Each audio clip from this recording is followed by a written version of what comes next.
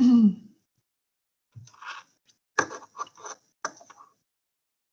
everybody, it's Miss Berry. In today's video, we're going to go over sections 5.4 and 5.5, which deal with exponential growth and logarithmic growth. So let's go ahead and get started.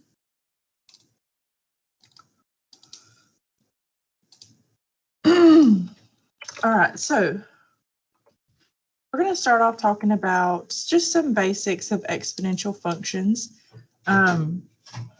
Exponential functions are going to be functions that have a variable in the exponent.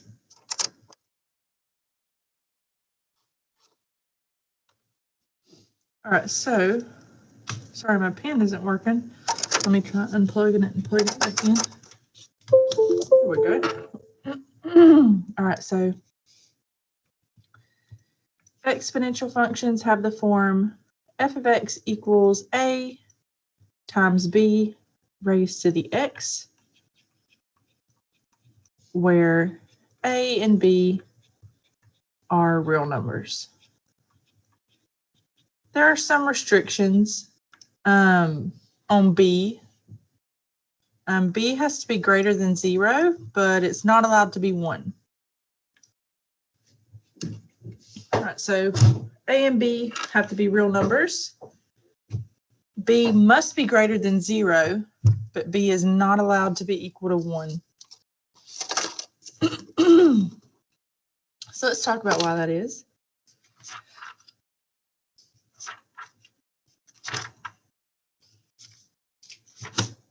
So b is not allowed to be 1 because if b was 1, then you would be raising the number 1 to some power, maybe 1 squared or 1 to the 5th. And 1 raised to any number is still 1. So that's not an exponential function. That's a constant function. So that's why we define or we restrict the value of b to be that b cannot be equal to 1. In this scenario, a is called the initial value.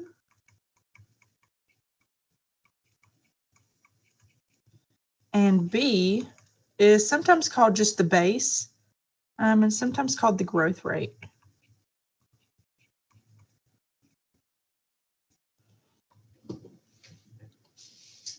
Okay.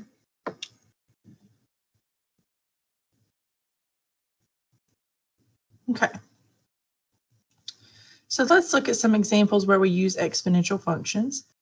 Again, these functions, exponential functions, are characterized by the fact that they have a variable,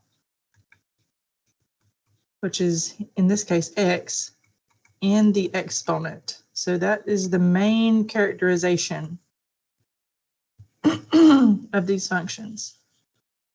They have a variable in the exponent. Sorry, I meant to just say exponent, not exponents. There. All right. So let's look at some examples.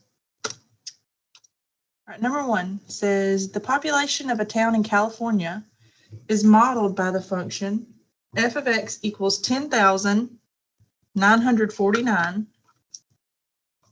times 1.039 raised to the x. We can tell by looking at this that this is an exponential function. It's got a variable in the exponent. We can see that the initial value, a, is 10,949, and the base or the growth rate is 1.039. All right, it says, if the initial population, that is the population when x equals 0, was measured January 1st, 2014, what was the initial population? So if you remember from our definition of exponential functions, a was the initial value. So we can see here that the initial value is 10,949, or the initial population is 10,949. Now, you could also get this by just plugging in the number x equals 0. But if you know the definition of an exponential function, then that makes it a little easier. All right, so again, you could just plug in 0, you get the same answer.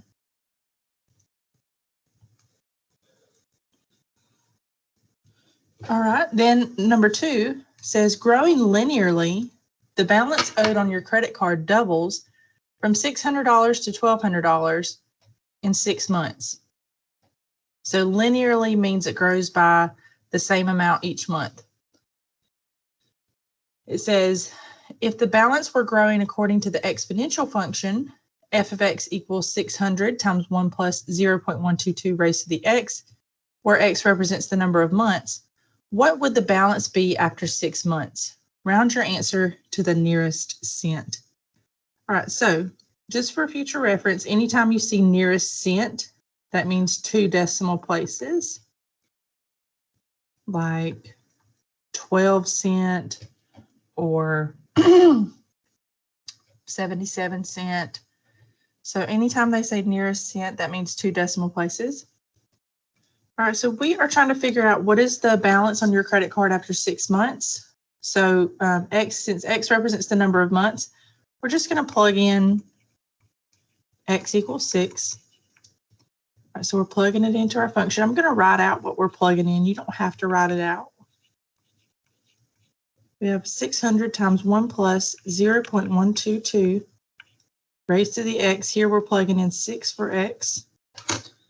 So let me show you what it looks like if you plug that in. Pull up our calculator.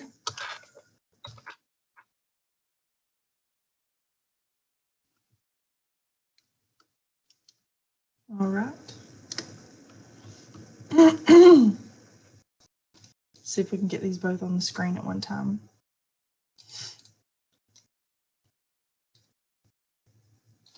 All right, so I'm plugging in 6. So 600 parentheses 1 plus 0.122 close parentheses. And then I'm going to use this button right here. Let me see if I can show you. This button right here. I'm going to click that. That's going to put me in the exponent.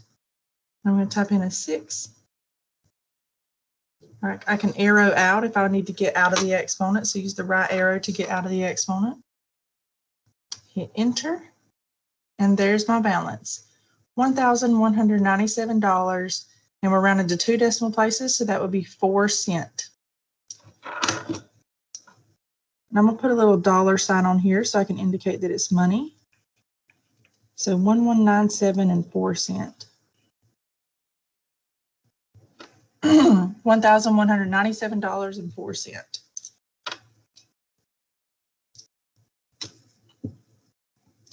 All right, so let's talk about what happens when the population is increasing or decreasing by a certain percentage. All right, so when the population is increasing or decreasing by a certain percentage, then you can use this specific formula. This is what it looks like. F of x, you could also replace this with y, it doesn't matter.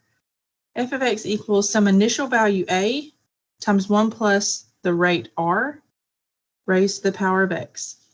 So let's talk about what each of those letters represents. A, again, is the initial value.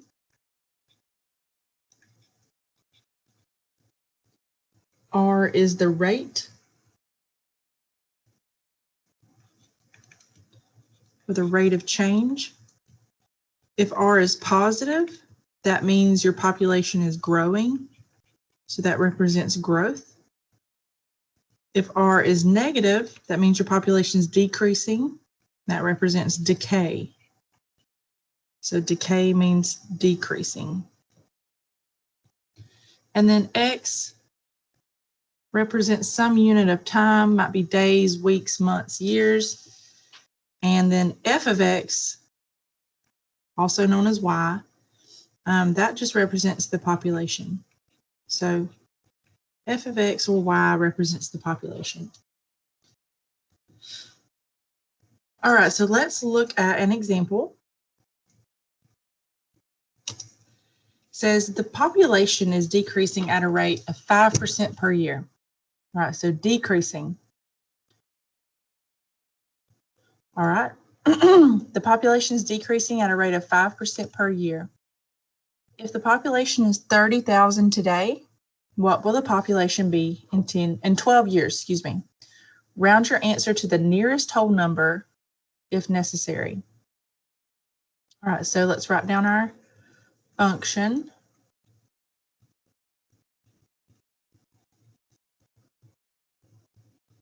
All right, the initial value A was 30,000.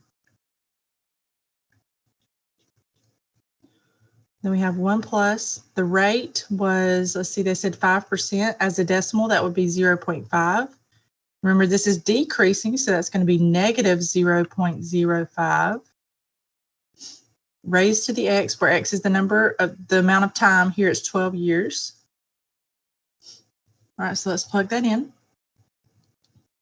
So we have 30,000, parentheses, 1 plus a negative, that's the same thing as a minus, 0.05, close parentheses, go into the exponent, it's 12. All right, we're rounding to the nearest whole number. So since this is 0.80, this is going to round up to 162.11. All right, so that's 16,211 is the current population after 12 years.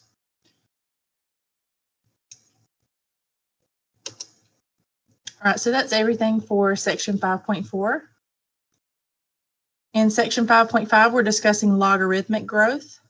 Anytime we talk about exponential functions, usually it is natural to then talk about logarithmic functions, because exponential functions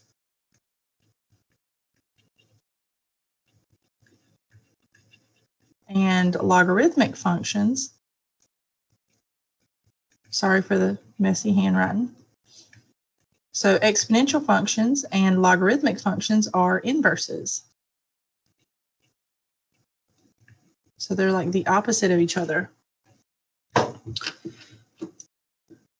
right, so let's talk a little bit about where logarithms come from and what is their purpose.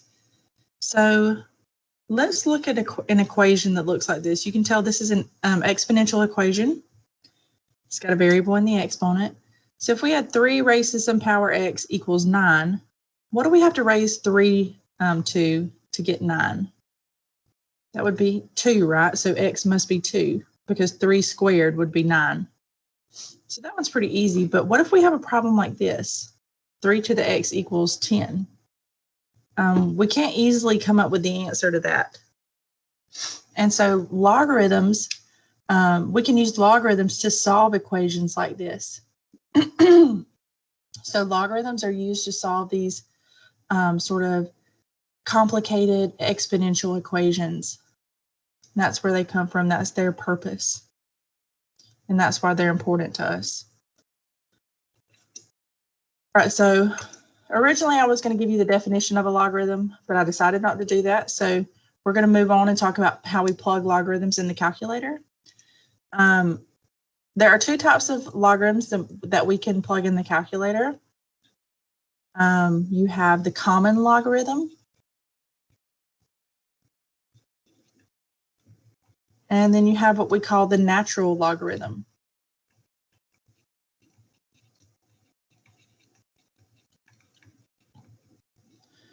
On the calculator, the common logarithm button will look like, whoops, let me try that again. The common log button will look like just log. Let me try that again. My handwriting is really sloppy today. All right, so the common log button will just look like log. You can see right here. It's right there. And the natural logarithm button will look like ln. The calculator, it kind of looks like 1 instead of L. It really says ln. So think natural logarithm, ln, so it's kind of like backwards from how it's named, natural logarithm. So those are the two types of logarithms we can plug in on our calculator. If you have this TI-36X Pro, like the one I'm using, they are the same button.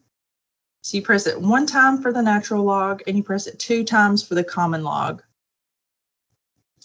All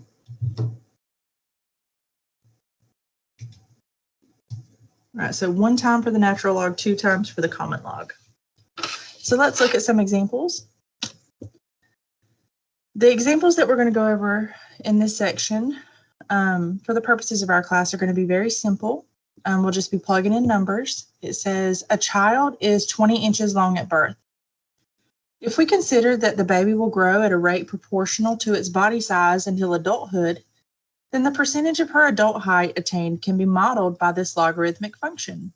All right, so it's f of x equals 20 plus 47 times the logarithm, the common log, of x plus 2, where x represents her age in years, and f of x represents the percentage of her adult height reached at age x. What percent of the child's adult height is reached by age 15? Round your answer to the nearest whole percentage.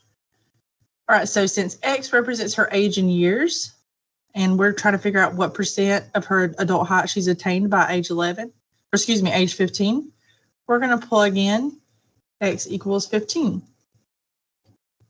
So everywhere there's an x, we're replacing it with 15. I'm going to write this out. You don't have to. Don't worry about trying to combine anything. Just plug it in exactly as it appears. So someone yesterday asked about should they go ahead and say 20 plus 47 is 67. Don't do that because you're really multiplying right here. And according to the order of operations, you have to do multiplication first before you add or subtract. So just type it in exactly as it appears to avoid any mistakes. We have 20 plus 47 log, so we're going to press it twice, 15 plus 2, log of 15 plus 2. All right, we're rounding to the nearest whole number, so 77.83. That would round up to 78. And again, this is a percentage, so we'll add a little percent sign in there. So this means that this child would have reached 78% of her adult height by age 15. So she's about 78% fully grown by age 15. All right, we have one more. It says, a psychologist is studying the capacity of the human mind to process information. He has found that the percentage of information one particular participant can recall after T months have passed can be modeled by the following logarithmic function. So it's f of t equals 91 minus 23 times the natural log of t plus 1, where t has to be between 1 and 12. And again, that's just specifying that t is between 1 month and 12 months. So that's sort of like the restrictions on t.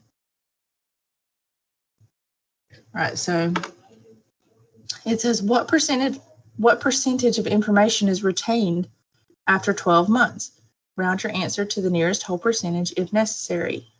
All right, so t is the number of months that have passed. So we're going to plug in t equals 12. So we have f of 12 equals 91 minus 23 times the natural log. I like to do a cursive L so that it doesn't look like a 1. So 23 times the natural log of 12 plus 1. Now we're going to plug that in over here, clear that out. All right, so we have 91 minus 23 natural log, so we hit it once. 12 plus 1. Close parentheses. Rounding this to the nearest whole number, so this tells us we should keep it at 32%. So approximately 32%. So that means after 12 months, this person has retained approximately 32% of the information, or that's how much information they could recall after 12 months. So that's everything for sections 5.4 and 5.5. Please let me know if you have any questions, and I'll see you guys soon.